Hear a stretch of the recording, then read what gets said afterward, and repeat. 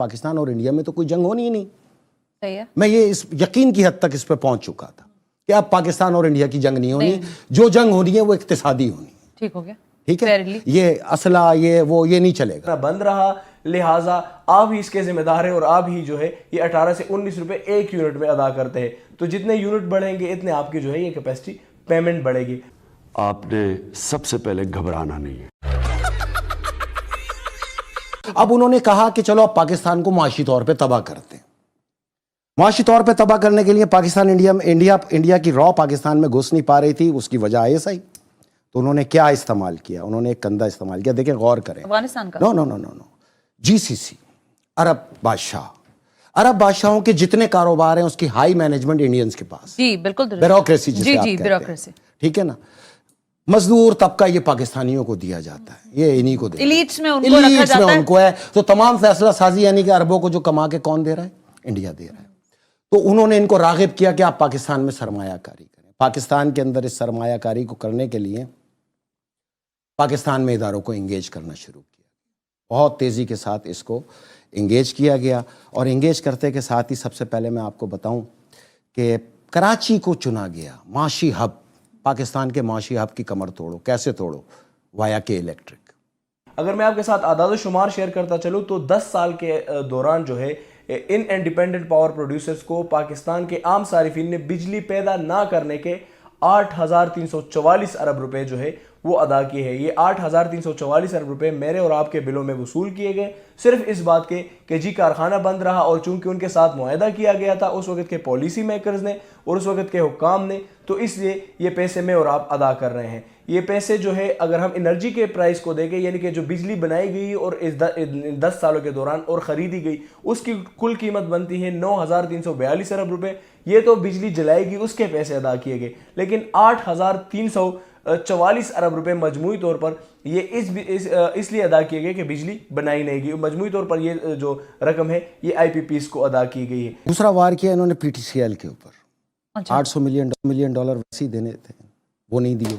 लेकिन वहाँ से इन्होंने खुफिया चीज़ें रिकॉर्ड करके वाया रॉ मोसाद तक पहुँचाई। जिंद के अंदर जॉर्डन का एक शख्स जो कंट्री हेड था वो इसमें मुलविस था। मैं स्टैंडिंग कमेटी में था, सेनेट। 3G 4G इनका तीसरा वार था। कम्युनिकेशन को ये IT को इंगेज कर रहे थे। अच्छा। पाकिस्तान के अंदर यूनिवर्सल सपोर्ट फंड के अंदर इनका चौथा वार था। तीनों को मैंने ग्रिप किया।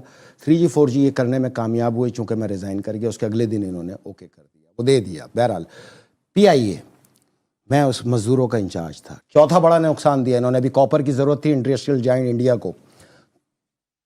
कहाँ पे इन्होंने? कराची के बाद कमन लगाई, खानेवाल लाहौर रेलवे जंक्शन के बीच में मौजूद कॉपर वायर उतारना शुरू कर दिए गए। तकरीबन 2 मिलियन मैट्रिक टन कॉपर को उतार लिया गया और चोरी की FIR दर्ज करा दी गई।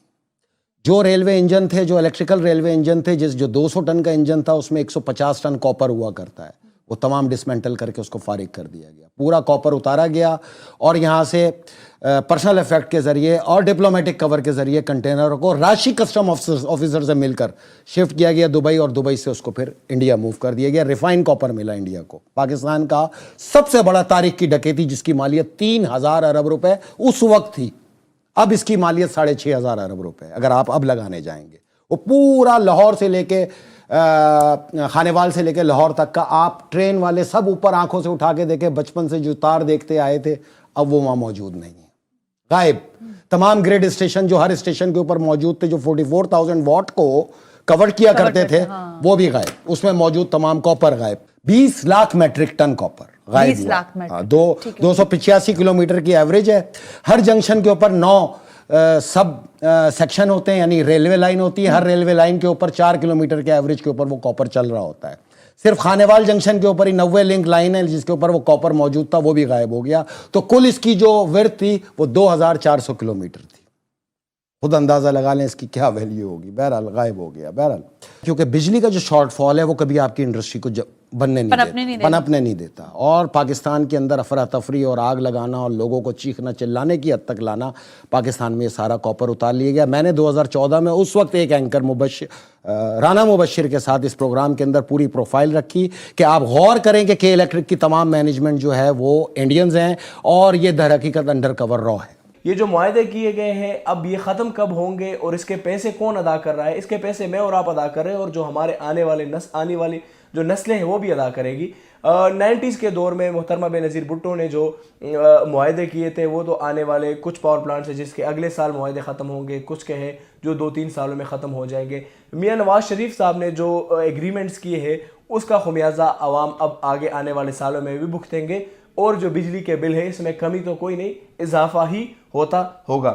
یہ کیپیسٹی پیمنٹ جو ہے اس میں ہر سال کے دوران اضافہ بھی ہوتا چلا ہے۔ 2013 میں کیپیسٹی پیمنٹ 185 ارب روپے تھی، 2014 میں 212 ارب روپے تھی، اور یہ بڑھ کر سال 2019 میں جو ہے 642 ارب روپے تک پہنچ گئے، اور سال 2020 میں جو ہے وہ 860 ارب روپے تک پہنچ گئے، اور یہ گزشتہ جو 2-3 سال ہے اس میں تو حد ہی جو ہے وہ پار کر دی گئی ہی، اور ہزاروں ارب روپے میں یہ پہنچ گئے۔ سال 2022 میں 971 ارب روپے اس بجلی کے ادا کیے گئے ہیں جو بنی ہی نہیں ہے، جس میں نہ تو فیول لگا ہے، نہ کارخانہ چلا ہے، نہ لیبر کا جو ہے وہ کاسٹ آئی ہے، نہ انجینئر گیا ہے کارخانے میں، لیکن 971 ارب روپے صرف اس لیے ادا کیے کہ پاور پلانٹ بنتا۔